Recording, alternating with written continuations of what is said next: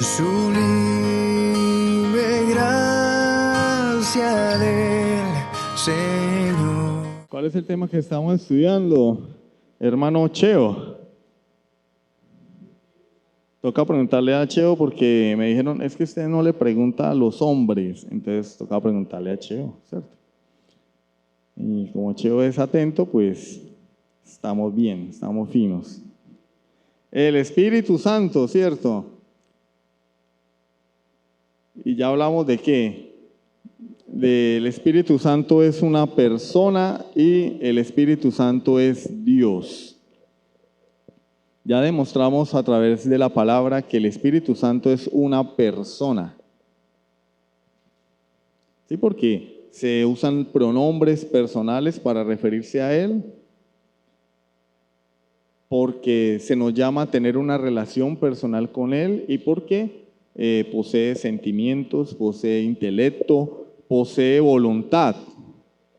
Entonces, ya con base en eso podemos determinar, no solo determinar, argumentar que el Espíritu Santo no es una fuerza. Además, la semana pasada decíamos que el Espíritu Santo es Dios, porque se le atribuyen palabras que Dios dijo en el Antiguo Testamento y en el Nuevo Testamento se citan como dichas por el Espíritu Santo. Se le atribuyen cualidades que solamente Dios tiene. Se le atribuyen obras que solo Dios hace. Pero como eso ya lo vimos la semana pasada, pues no tiene sentido repasarlo hoy. Además, por ahí ya está el audio para que ustedes lo reproduzcan. Iba a decir lo oigan, pero pues hoy ya es redundante, ¿no? Ahí está el audio para que lo oigan, obvio. Hoy vamos a hablar de un tema que tiene que ver con el Espíritu Santo. La Trinidad. La Trinidad. El Espíritu Santo y la Trinidad. Y yo creo que le vamos a dedicar unas 2 sesiones a este tema, el Espíritu Santo y la Trinidad. Puede ser hoy y el próximo miércoles, si Dios nos lo permite, ¿sí? O si no, hoy y dentro de 15 días, si Dios nos lo permite. Les invito a que busquemos Deuteronomio capítulo 6, versículo 5. Deuteronomio 6, 5, el 5.º libro de la Biblia. Allá hay una declaración de fe, que nosotros también creemos esa declaración de fe. ¿Sí? Bueno, el 4 y el 5. Oye Israel, Jehová nuestro Dios, Jehová uno es. Y amarás a Jehová tu Dios de todo tu corazón y de toda tu alma y con todas tus fuerzas. Este es el gran mandamiento. Jesús lo cita en Mateo 22 como el mayor mandamiento. Le preguntan, Señor, ¿cuál es el mayor mandamiento? Y él dice, amarás al Señor tu Dios con todo tu corazón, con toda tu alma, con toda tu mente y con todas tus fuerzas. Este es el primer y más grande mandamiento. Y el segundo es semejante, amarás a tu prójimo como a ti mismo. De estos mandamientos dependen la ley y los profetas. Entonces, ¿cuál es el mayor mandamiento? Amar a Dios con todo nuestro ser. ¿Sí? Esa es una declaración de fe. Ese es el gran mandamiento. Y en el Mateo 22, ¿sí? El Señor dice que este es el primer mandamiento, el primer y más grande mandamiento. ¿Y por qué el primero? Porque era el primero de una sucesión de mandamientos. ¿Será que antes de Deuteronomio 6 el Señor no había dado mandamientos? Claro. En Éxodo 20 ya tenemos el decálogo. Entonces, ordinalmente, es decir, en orden, no es el primer mandamiento. Entonces, ¿por qué es el primer mandamiento? Porque es el más importante.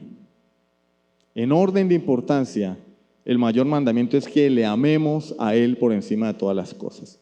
Pero antes de que podamos amar a Dios, tenemos que saber o tener algún concepto de Dios, ¿sí o no? Yo no puedo amar lo que no conozco. Por eso, cuando nosotros decimos amamos a los niños de África, es una verdad a medias o una casi mentira, porque no los conocemos, no los podemos amar, ¿cierto? No en términos de una relación filial. Podemos tener cierto pesar por la situación de algunas personas, pero no podemos decir es que yo los amo con todo mi corazón, porque hay personas que son buenistas y dicen que aman a todo el mundo. Mentira, si no conocen a todo el mundo, ¿cómo lo van a amar? El amor es relacional, ¿sí? Entonces tenemos que tener un concepto de Dios para poderle amar, ¿sí? Y en el versículo 4 de Deuteronomio 6 está la declaración de fe, que es conocida como la Shema, ¿cierto? Oye Israel, Jehová nuestro Dios, Jehová uno es. Entonces la palabra de Dios nos dice, en primer lugar, que Dios es uno. Dios es uno. Esa es la doctrina de la unicidad de Dios. Dios es uno. Y esto marcaba a Israel como una nación monoteísta, es decir, no que fueran monos. Monoteísta es mono, uno. Teos, Dios. Ellos, es decir, ellos creían en un solo Dios. A diferencia de las demás naciones que los rodeaban, que eran politeístas. ¿Sí? No de policía, no poli, varios, ¿cierto? Teos, Dios, varios dioses, ¿sí? Las demás naciones eran politeístas.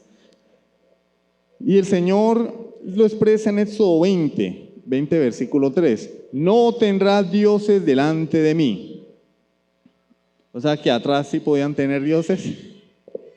No estábamos hablando de posición, está hablando de que en la presencia de Dios no podía haber absolutamente nada que recibiera adoración por parte del hombre. En su presencia. Y Dios está en toda la tierra, en todo el universo. Es decir que por encima de Dios no puede haber absolutamente nada. Porque Él es el único Dios verdadero.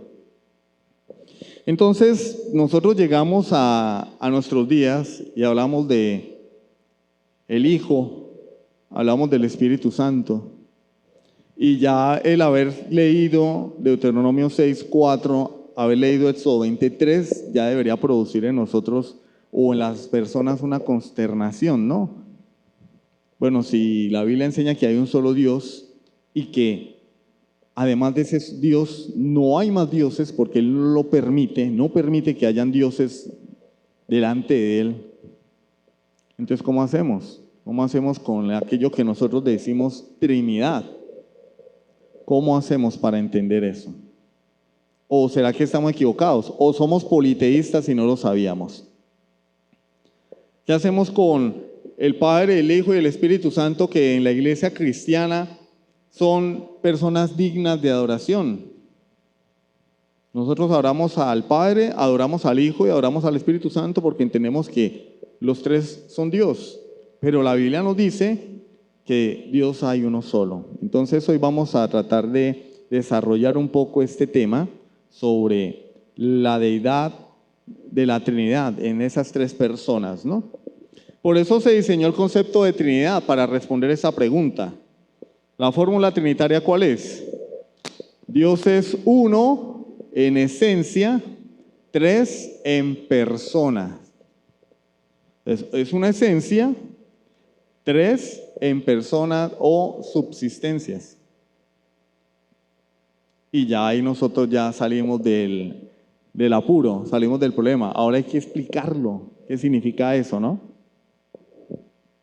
Bueno, esta fórmula pretende proteger al cristianismo de dos frentes. Primero, la iglesia desea continuar adherida al monoteísmo, es decir, nosotros como creyentes de sana doctrina decimos nosotros somos monoteístas, tenemos un solo Dios.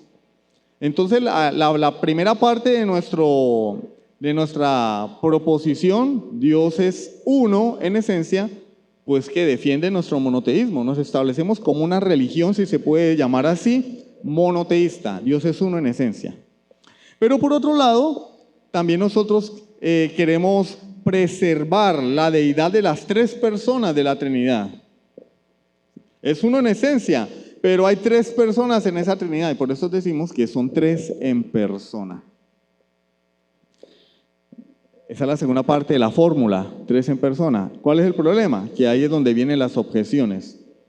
Y hoy vamos a tratar de ver dos objeciones con la ayuda del Señor y con la ayuda del tiempo. Objeción número 1. la palabra Trinidad no es una palabra bíblica, no está en la Biblia la palabra Trinidad, no la vayan a buscar porque nunca la van a encontrar, no está en la Biblia. No es, por decirlo así, Dios no inventó esa palabra, ¿cierto? Es decir, como si aparece para la palabra redención, justificación, como si aparece la palabra, el verbo, no aparece la palabra Trinidad, es decir, no fue que Dios la escribió en la Biblia, no está. Y entonces se nos acusa de que esa es una palabra que se deriva de la filosofía del hombre, es una filosofía que se introdujo en la revelación bíblica y entonces ahí sacamos la Trinidad. Y entonces la primera objeción de sectas como la secta de los testigos sin Jehová o los falsos testigos de Jehová, ¿cierto? O los ruselistas, porque fue Russell el que fundó esta secta, nos acusan de ello. Sectas como la Iglesia Pentecostal Unitaria, ¿cierto? De Cristo, o Pentecostal Unida de Ureña, Pentecostal Unida de San Antonio, Pentecostal Unida de Cúcuta y de cualquier parte del mundo, también nos acusan de que nosotros inventamos ese término no está en la Biblia. Bueno, vamos a ver no está en la Biblia. ¿Cómo hacemos? Bueno, vamos a mostrar a través de la historia por qué se hizo necesario establecer un término como la Trinidad. No está en la Biblia, ya lo sabemos. Entonces, ¿por qué la usamos? ¿Por capricho, cierto? No, hubo una necesidad. Juan Calvino dice, abro comillas, si ellos llaman palabra extraña a la que sílaba por sílaba y letra por letra no se encuentra en la Escritura, ciertamente nos ponen en un gran aprieto, pues con ello condenan todas las predicaciones e interpretaciones que no están tomadas de la Escritura de una manera plenamente textual. Eso lo dice Juan Calvino en su primer volumen de sus instituciones, capítulo 13, párrafo 3. Es decir, Juan Calvino dice, bueno, pues si la palabra Trinidad no está en la Biblia, entonces, y la usamos, entonces cualquier predicación o interpretación de la Escritura que no está plenamente textual en la Escritura también queda en descrédito. Yo no podría hacer ninguna palabra si no estuviera en la Escritura. Pero, ya cierro comillas, ¿no? Ya cerré comillas hace rato. Podemos usar palabras no bíblicas en nuestras expresiones teológicas siempre que comuniquen conceptos bíblicos. Es decir, yo no necesito que una palabra esté en la Biblia para poderla usar. Yo puedo usar una palabra para comunicar un concepto que está en la Escritura. Yo puedo usar una palabra que encierre el concepto. No está la Trinidad en la Biblia, pero yo veo la Trinidad a lo largo de la Escritura, desde Génesis a Apocalipsis. Entonces es necesario definir un término que exprese ese concepto que está implícito. Por eso nuestra confesión de fe dice que, voy a parafrasearla porque no me la sé de memoria, nuestra confesión de fe dice que todo lo que el hombre necesita saber está explícitamente o implícitamente contenido en la Escritura. La Trinidad es algo que no solamente está implícitamente contenido, es que está explícita. Y cuando nosotros vemos en Mateo capítulo 3 al Señor bautizándose, nosotros vemos la Trinidad ahí claritica. Y cuando vemos en Juan 17 a Jesús orando al Padre, ¿qué estamos viendo? ¿Una actuación, una obra de teatro en la que Jesús hace un monólogo? No, es Jesús hablando con el Padre. Entonces la Trinidad no está implícita en la Escritura, está explícita, pero en la Biblia no hay un término que la defina. Entonces la prueba de nuestros conceptos debe ser la siguiente. Todo concepto teológico bíblico debe probarse con la siguiente pregunta: ¿se deriva válidamente de la Escritura? Es decir, lo que tú me estás diciendo, ¿se deriva de forma válida de la Escritura? Esa es la pregunta. Hay que probarlo con la Escritura. Trinidad, listo, vamos a probarla con la Biblia entonces, ¿cierto? Y si pasa la prueba, es un concepto válido. Pero ese argumento de, es que no está en la Biblia, no lo descalifica. No está en la Biblia, vamos a probarlo. El cristianismo ortodoxo, es decir, nosotros afirmamos la incomprensibilidad de Dios. ¿Qué es incomprensibilidad de Dios? Que Dios es incomprensible. ¿Alguien puede comprender a Dios? No, nadie. Nadie. Nadie. No existe el primer ser humano que pueda comprender a Dios. Absolutamente nadie puede comprender a Dios. Es imposible. Es imposible. Aún hoy en día, para cualquier creyente es imposible comprender a Dios. Para cualquier ser humano es imposible comprender a Dios. ¿Por qué? Por nuestra limitación. Entonces, ¿qué pasa? Y es algo de lo que estamos viendo en la teología del pacto. Dios condesciende con el hombre. Dios se humilla y se acerca al hombre. Eso es lo que en teología se llama acomodación divina. Cómo Dios se revela a través, valga la redundancia, de una revelación que el hombre puede entender y comprender. Porque es que, ¿en qué idioma habla Dios? ¿Cuál es el idioma del cielo? El hablar en lenguas. No, eso es carreta. ¿Cuál es el idioma del cielo? No sabemos. ¿Tiene Dios boca? ¿Tiene Dios manos y pies? No, Dios es espíritu, dice la Biblia. Y leíamos el domingo, el Señor dice, ¿a qué me haréis semejante? ¿A qué cosa me haréis semejante? Bueno, entonces el por qué el Señor se presenta en la Biblia como sentado en un trono, como un anciano de días, a acomodación divina. Dios nos habla en un lenguaje y utilizando figuras que nosotros podamos comprender, así como cuando uno habla con un niño. Uno no le va a decir al niño, ven te enseño física cuántica, hoy vas a aprender qué es la constante de Planck. No. Uno le habla, hola bebé, ¿cómo está el niño? Ay, tan lindo el bebé. Y cuando uno le va a enseñar al bebé a sumar, uno le dice, si tengo una manzana y me dan otra manzana, ¿cuántas manzanas tengo? Y el niño dice, 2 manzanas. Ah, condescendemos con el niño. Pero a un adulto nosotros no le hablamos así. Es decir, nosotros no vamos a predicarle el evangelio a un hombre adulto hablándole de manzanas. Ni enseñar cálculo con manzanas. Pero a un niño sí, porque es una condescendencia. Y de la misma forma Dios se revela al hombre, porque nuestra capacidad de captar las cosas de Dios es limitada, porque somos criaturas. Somos criaturas finitas, limitadas.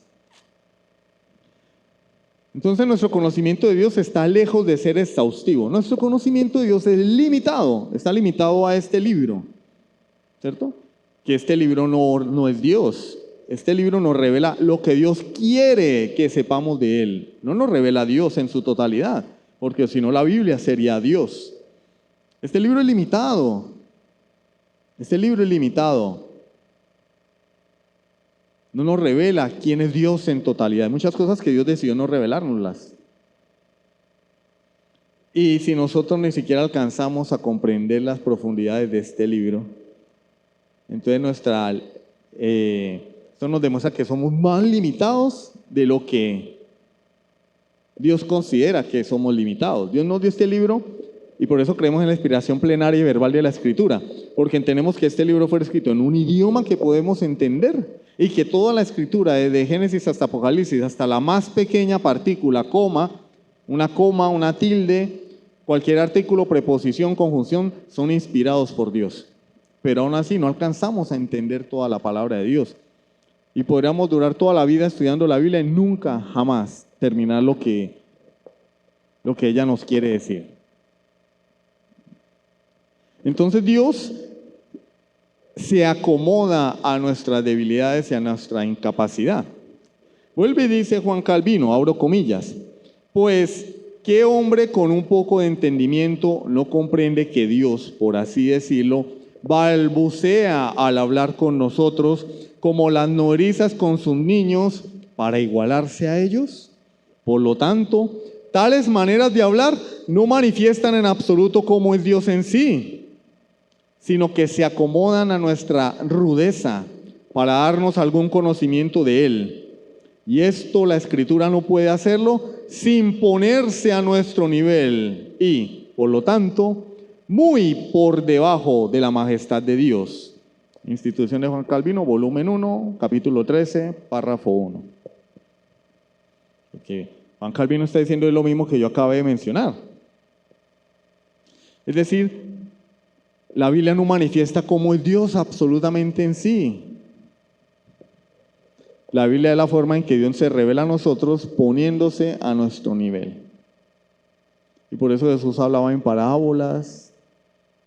Y por eso la Biblia utiliza muchas figuras retóricas, literarias, comparaciones, metáforas, parábolas, analogías, símiles, prosopopeyas, onomatopeyas, etcétera, para rebajarse a nuestro nivel, para que podamos entender. Entonces, se hace necesario que la iglesia utilice también un lenguaje extra bíblico para poder formular conceptos que Dios ha establecido en su palabra. Lenguaje extra bíblico que nos permita, tal vez con una sola palabra, encerrar o entender algo que Dios nos quiere revelar. En este caso, la palabra Trinidad. ¿Por qué? Porque la iglesia históricamente se ha visto forzada a hacer esto por los herejes, por los falsos maestros, por las doctrinas de error. Estos herejes tuercen y distorsionan las palabras bíblicas con el fin de hacerlas significar algo que la Biblia no contempla, que la Biblia jamás se propuso. Es decir, la estrategia de los herejes, ¿cuál es?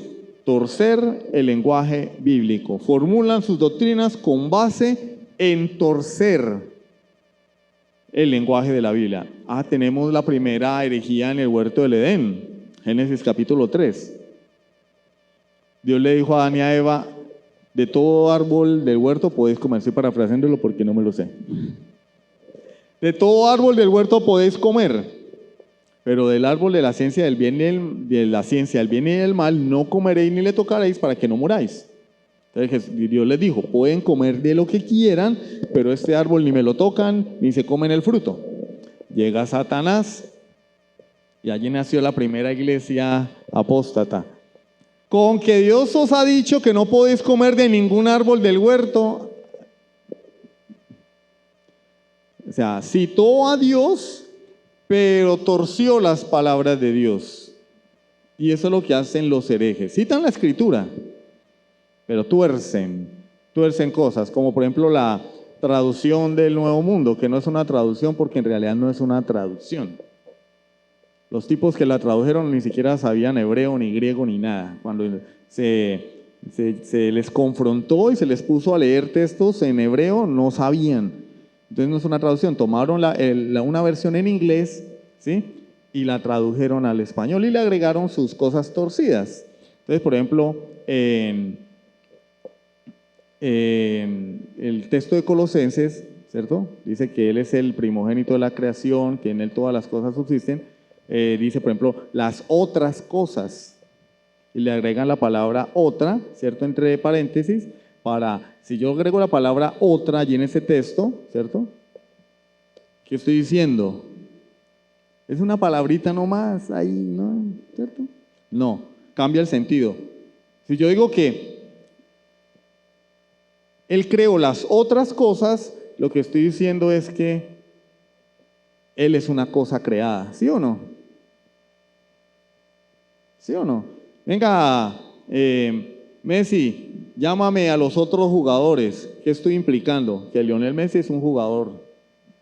Y si en el texto de Colosenses se añade 4 veces la palabra otra, las otras cosas en él subsisten, etcétera, etcétera, estoy diciendo que Jesús es una cosa creada. Se cambia el lenguaje de la Biblia, se le añade. En el principio era el verbo, Juan 1. Y el verbo era con Dios y el verbo era un Dios. Pero es un artículo indefinido, eso no le hace daño a nadie. Si el verbo es un Dios, quiere decir que no es el Dios de la Biblia, es un Dios más de una categoría inferior, una persona divina, como dicen los testigos sin Jehová. Entonces, si ven cómo se puede jugar con el lenguaje, como hoy, ¿qué es una mujer? No, pues, ¿qué es una mujer? Un ser humano que viene a este mundo con gametos femeninos, cromosomas XX. Eso es una mujer. Y un hombre, pues aquel que viene a este mundo con cromosomas XY y que tiene su aparato reproductor masculino, ¿cierto? Y también sus hormonas masculinas. No, ya mujer, usted le pregunta a un progresista y no puede definir mujer, porque ahora le han dado a la palabra mujer una ambigüedad tan grande que ahí cabe cualquier cosa. Una mujer, no sé, porque hay mujer cis, mujer trans, y un hombre con barba puede decir que es mujer y ya, y solo porque se percibe como tal. Y así con las palabras se va jugando para engañar a las personas. Efesios 5:6. ¿Qué dice Efesios 5:6? Que nadie os engañe con palabras vanas, pues por causa de estas cosas la ira de Dios viene sobre los hijos de desobediencia. ¿Qué dice el apóstol Pablo? Nadie nos engañe con palabras vanas, palabras huecas, palabras sin sentido.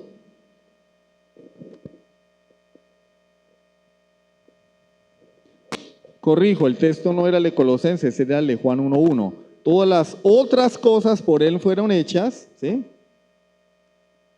Todas las otras cosas, es lo que aparece en el libro ese, del Nuevo Mundo.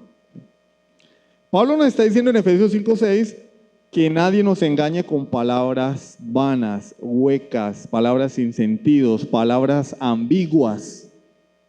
Esto demanda de nosotros ¿qué? Preparación, ¿cierto? Estudio. Son palabras a las que se les ha despojado su significado. Como ponemos el ejemplo, la palabra mujer hoy en día, ¿sí? En el mundo tiene un significado muy diferente al significado que ha tenido por siglos, el significado real. Un hombre puede decir que es mujer y ya hay que decirle que es una mujer. Mañana nos van a decir que a un perro se le debe llamar mujer o a una silla. Entonces ya la palabra pierde sentido. Durante siglos la iglesia ha tenido que luchar contra semejante mal uso y abuso del lenguaje. El propósito del lenguaje teológico técnico es alcanzar una precisión de significado, así como también salvaguardar al rebaño de las astutas distorsiones sutiles, de las astutas distorsiones doctrinales. Una persona no va a venir a decir, no es que Jesús no es Dios, no, porque ya sabe que la gente lo va a rechazar. No le dice, no, sí, Jesús es el Hijo de Dios, claro. Los testigos sin Jehová creen que Jesús es el Hijo de Dios. Jesús es nuestro Salvador, dicen ellos. Yo también creo que Jesús es nuestro Salvador. Somos hermanos. No. Hay una palabra donde ellos patinan y la vamos a ver más adelante. Vuelve a decir Juan Calvino, abro comillas, tal novedad de palabras, si así se puede llamar, hay que usarla principalmente cuando conviene mantener la verdad contra aquellos que la calumnian y que, tergiversándola, vuelven lo de dentro afuera, lo cual al presente vemos más de lo que quisiéramos, resultándonos difícil convencer a los enemigos de la verdad, porque con su sabiduría carnal se deslizan como sierpes de las manos, si no son apretados fuertemente.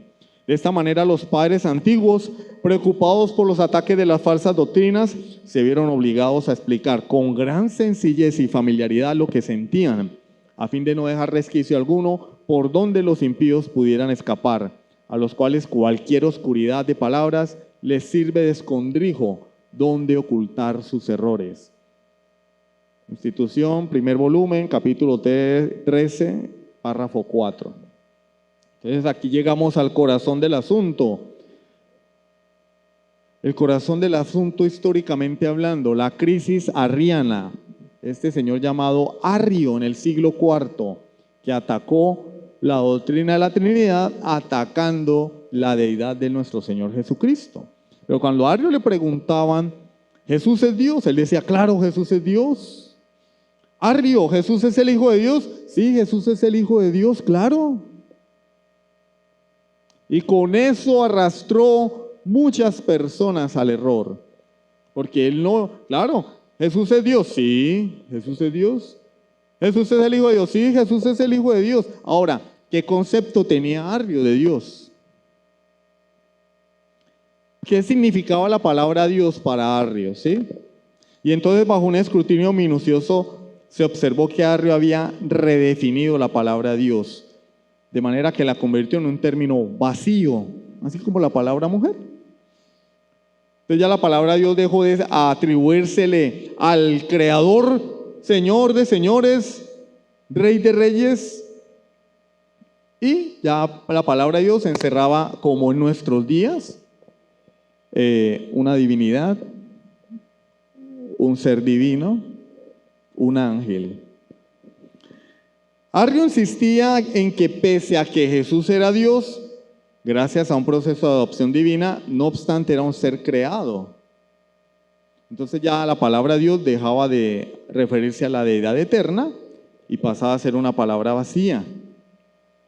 Dios deseaba crear al mundo y por esa razón engendró a su Hijo, para que su Hijo creara al mundo. Y su Hijo pues llegó a ser solamente una criatura, katisis, griego, una criatura. Dios creó a un ser divino para que creara todas las cosas, para que hiciera todas las cosas, las otras cosas, porque Él ya era una, entre comillas, cosa creada. Él ya era un ser creado, ahora Él tenía que crear las demás cosas. Entonces, pero como Él continuaba afirmando que Jesús era Hijo de Dios, los creyentes fueron confundidos y arrastrados al error. Yo me imagino en la iglesia donde Arrio era obispo y Jesús es el Hijo de Dios. Amén, amén, amén. Sí, pero Él fue creado por Dios. Él no decía que Jesús no era el Hijo de Dios. Entonces los ortodoxos buscaron un término preciso para indicar sin ambigüedad que el Hijo era divino y por lo tanto coeterno, coigual con el Padre en todo el sentido de la palabra y la misma sustancia que Él. Y entonces aquí llegamos a una definición de términos. Aparece una palabra conocida para algunos, la palabra homoousios, homo de hombre. O sea, la palabra que nosotros usamos hoy para hombre, ¿no? ¿Cierto? El mismo. El mismo. ¿Sí? Nosotros decimos homo erectus, hombre erecto, ¿cierto? Nosotros lo usamos en ese término. Pero en realidad significa es el mismo. El mismo. Homo, H-O-M-O, el mismo. O igual, ¿sí? Y ousios, como suena, O-U-S-I-O-S. Ousios, que significa esencia. Entonces, se utilizó la palabra de la misma esencia o de igual esencia. Esa controversia en torno a esa palabra equivale a la misma controversia que hoy tenemos nosotros, las iglesias de sana doctrina, con la doctrina de la inerrancia y suficiencia, ¿no? No insuficiencia. La inerrancia y la suficiencia de las escrituras. Tenemos hoy una controversia. ¿Cuál es? Pues que hay una cantidad de iglesias que dicen que la Biblia es la palabra de Dios, pero que ella no es suficiente, que se necesitan profecías, lenguas, revelaciones de última hora, sueños, visiones. Esa es la controversia, esa es la lucha que nosotros hoy libramos, demostrar que este libro es suficiente, que fuera de este libro no hay revelación de Dios. En aquel momento la controversia giraba en torno a la divinidad de Cristo. Hermano, pero estamos estudiando el Espíritu Santo, sí, pero es que si yo pruebo que Jesús es Dios, pues obviamente pruebo que el Espíritu Santo es Dios. Si yo pruebo que hay una Trinidad, obviamente el Espíritu Santo está incluido en la Trinidad. Entonces, resulta que por allá en el siglo III apareció un hombre llamado Sabelio, el padre del sabelianismo, al que se le atribuye que es el padre de los pentecostales unicitarios. Atención, porque vamos a hablar un poquitín de historia. El padre de los pentecostales unicitarios, Jesús Solos, Iglesia Pentecostal Unida, de donde ustedes quieran mencionar. Pero en realidad él no era el padre, él no es el padre de los pentecostales unicitarios. El padre de los pentecostales unicitarios es Praxeas, que fue la persona que estableció el modalismo de forma explícita. Es decir, él dijo: Dios se manifiesta en forma de Padre, en forma de Hijo y en forma de Espíritu Santo. Eso lo dijo Praxeas, pero se le atribuye a Sabelio. Sabelio tenía una forma de modalismo, ¿sí? Porque Sabelio tenía influencia gnóstica, que a su vez provenía de la filosofía griega de Platón, del dualismo de Platón. Y entonces Sabelio decía, ¿sí?, que Dios tiene emanaciones de la deidad, así como el sol emana sus rayos del sol, ¿cierto? Y los rayos del sol tienen la misma esencia del sol, pero no son el sol, ¿sí o no? No son el sol, son una parte del sol, son una emanación del sol, son una derivación del sol. Y Sabelio dijo: las personas de la supuesta Trinidad son así. Hay un Dios verdadero y ese Dios emana al Hijo, emana al Espíritu Santo, emana al Padre, ¿sí? Tienen la misma esencia, pero no son lo mismo, ¿sí? Tienen la misma esencia, pero no son personas, son emanaciones de la divinidad. Ahora, sin importar cuál era la doctrina de Sabelio, que no es el punto es las palabras que él utilizó. Él utilizó la palabra homo ousios, que es la palabra que nos interesa, ¿no? Homo igual, ousios esencia. Entonces Sabelio dijo: el Hijo tiene la misma esencia de Dios, pero Él es una emanación de Dios. Tiene la misma esencia porque se deriva de Dios. Es una derivación, así como los rayos del sol son una emanación del sol, pero no son el sol. Jesús es una emanación de la esencia de Dios, pero Él no es Dios. Y esto es una herejía. Esto es una herejía, porque Jesús no es ninguna emanación, así como lo concebían los gnósticos. ¿Sí recuerdan el estudio de primera carta de Juan? Donde los gnósticos separaban la materia del espíritu, porque todo procede de Dios y Dios es espíritu, pero entre más la creación se va alejando de Dios y se va constituyendo como materia, se va haciendo menos divina, menos valiosa, menos preciosa, hasta el punto de degradarse. Y ellos decían: la materia es maligna. Y lo que estuvo acá, el que murió en la cruz, no fue el Hijo de Dios, ¿sí?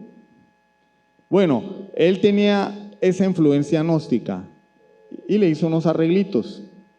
Entonces Jesús no es Dios, es una emanación de Dios, ¿sí? Y utilizó la palabra homo ousios en esos términos. Entonces la iglesia reaccionó contra esto, se libró una controversia. Por allá Tertuliano se enfrentó a Sabelio y la iglesia contrarrestó. Atención, ¿no? Oído, porque después no digan que no se los explicaron, después no hagan preguntas por WhatsApp: hermano, yo no entiendo la Trinidad. Papito, se explicó. No, ¿para qué no vienen al culto o para qué no prestan atención? ¿Sí o no? O a terminar el culto el domingo: hermano, venga, es que yo tengo confusión con la Trinidad. Papito, ya se explicó, ¿sí o no? Y de forma repetitiva. Entonces la iglesia, en su afán de contrarrestar la herejía sabeliana, dijeron: no, esa palabra está siendo mal interpretada. Es un peligro la forma en la que Sabelio está utilizando esa palabra. Y dijeron: Jesús es homoi, o sea, homo ¿cierto? Y con una I. O sea que la definición de la doctrina de Cristo depende de una sola letra, la I, homo-I, H-O-M-O-I y latina, homo-I, que significa semejante, parecido, y ousios, que es esencia, de una esencia parecida o similar o semejante a Dios. Y con esto la iglesia no estaba diciendo que Jesús fuera inferior a Dios, sino que Jesús era otra persona diferente a Dios. Un énfasis en ¿qué? En la personalidad de Jesucristo, personalidad que Sabelio había eliminado al decir que Jesús era una emanación, era como los rayos del sol. ¿Sí?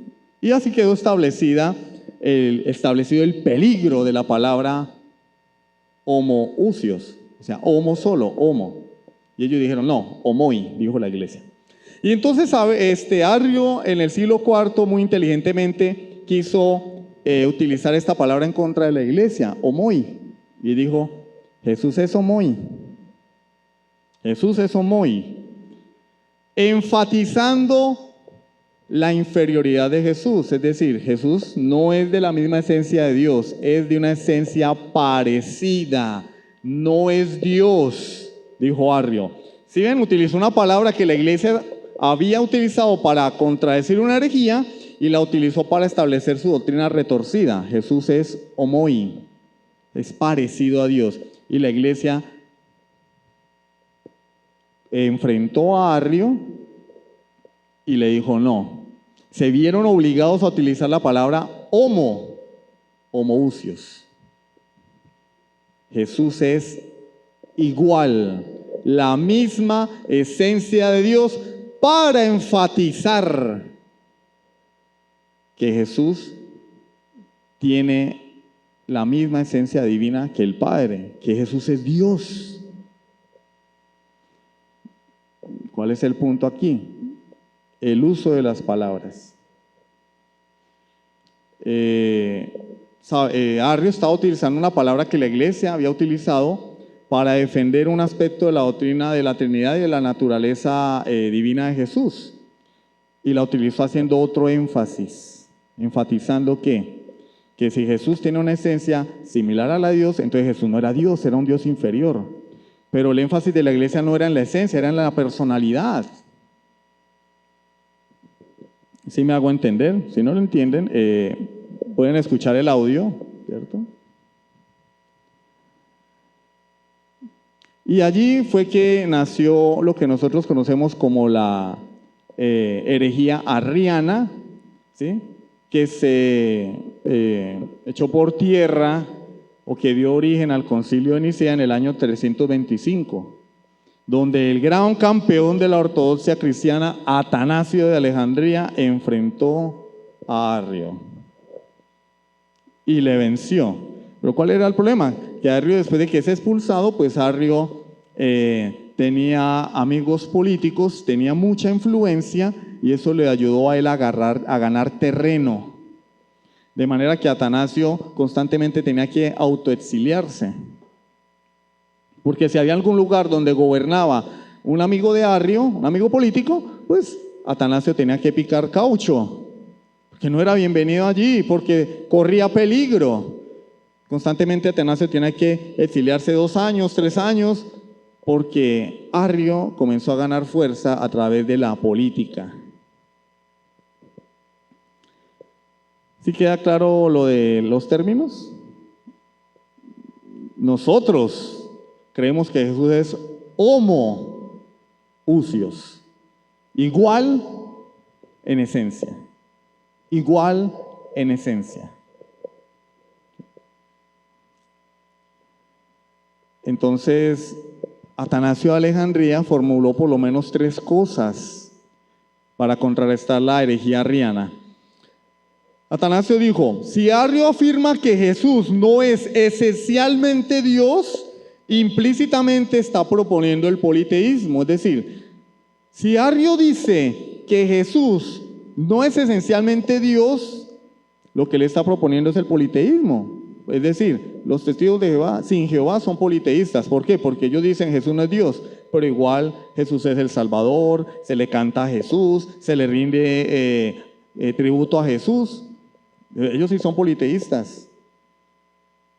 Como el católico que dice que no es politeísta, pero dice, tiene a María. Dice, no, es que nosotros a María la veneramos. No, la adoran. Y si Jesús no es Dios, entonces Arrio está promoviendo el politeísmo. Porque adorar a alguien que no es Dios, ¿es qué? Es politeísmo. O alguien más que Dios. En segundo lugar, Atanasio decía, solo Dios debe ser adorado. Y si lo que Arrio dice, que Jesús no es de la misma esencia de Dios, entonces estamos poniendo nuestra confianza en una criatura. Entonces los ruselistas o testigos sin Jehová, ellos dicen, usted le pregunta a un testigo sin Jehová, ¿quién es el Salvador? Y ellos dicen, Jesús. ¿Qué tengo que hacer para ser salvo? Creer en Jesús. Pero si Jesús es una criatura, ¿yo puedo confiar en una criatura para que me salve? Si la Biblia dice, maldito el hombre que confía en el hombre. ¿Yo cómo voy a confiar en un ser creado? Es una creación. Entonces Arrio me está invitando a poner mi confianza en una simple criatura. Si Jesús no es de la misma esencia de Dios, entonces la salvación no es de Jehová, decía Atanasio. O sea, si Arrio tiene razón y Jesús no es Dios, ¿sí? Entonces la salvación no es de Jehová. La Biblia dice, la salvación es de Jehová. Y si Arrio tiene razón, entonces lo que Arrio está diciendo es que la salvación es de Jehová más un ser creado. Porque Cristo es el que murió en la cruz para salvarme. Entonces la salvación es de Dios más una criatura, según lo que Arrio proponía. Entonces, el fruto de esta controversia fue el credo niceno. Ya aparece en algunas Biblias y que de pronto algunos de ustedes se lo sabrán de memoria, ¿no? Este credo niceno afirmó la coesencialidad de la divinidad. ¿Qué es eso? El Padre, el Hijo y el Espíritu Santo tienen la misma esencia divina. Podríamos decir en términos humanos, tienen la misma materia. La misma materia prima, los tres. ¿Sí? ¿Qué dice el credo niceno? Aquí lo anoté porque no me lo sé de memoria.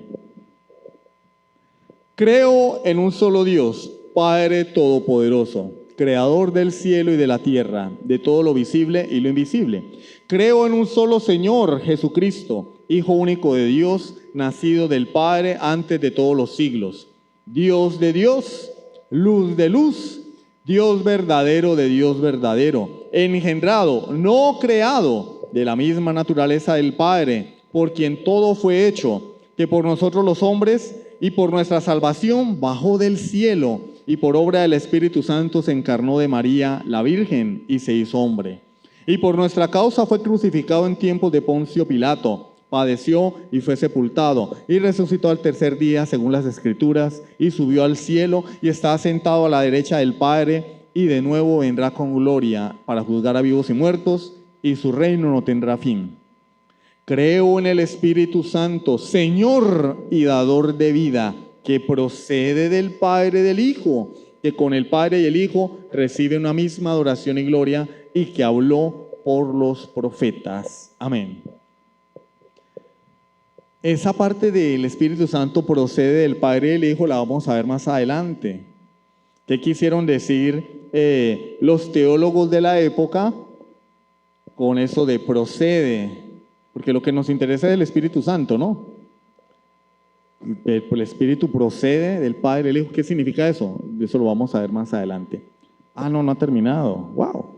Creo en la iglesia que es una, santa, católica y apostólica. Nosotros somos católicos, ¿sí sabían? Pero católicos porque la palabra católico quiere decir universal. No somos romanos. Católica, apostólica. Confieso que hay un solo bautismo para el perdón de los pecados. Espero la resurrección de los muertos y la vida en el mundo futuro. Ahora sí, amén. Entonces aquí se definió el dogma de la Trinidad. En el Concilio de Nicea en el año 325, que posteriormente se ratificó en el año 381 en el Concilio de Constantinopla. Se ratificó la deidad del Espíritu Santo en el Concilio de Constantinopla. Entonces vemos la necesidad de elaborar términos que, aunque no están en la Biblia, que son extrabíblicos, son útiles para definir una doctrina. No es lo mismo decir yo creo en Dios que decir yo creo en Dios, soy trinitario. Ah, ya la cosa cambia, ¿sí o no? Porque los testigos de Jehová dicen que creen en Dios, los mormones dicen que creen en Dios, hasta los satanistas dicen que creen en Dios. Los brujos creen en Dios. No, yo creo en Dios y soy trinitario. Ah, definimos nuestra doctrina, trazamos una línea, nos paramos en la raya. No es lo mismo decir yo me llamo Juan, pero ¿Juan qué? Juan Pérez, Juan López, Juan Martínez. Ah, entonces nosotros vamos agregando apellidos a nuestra confesión. Yo soy ¿qué?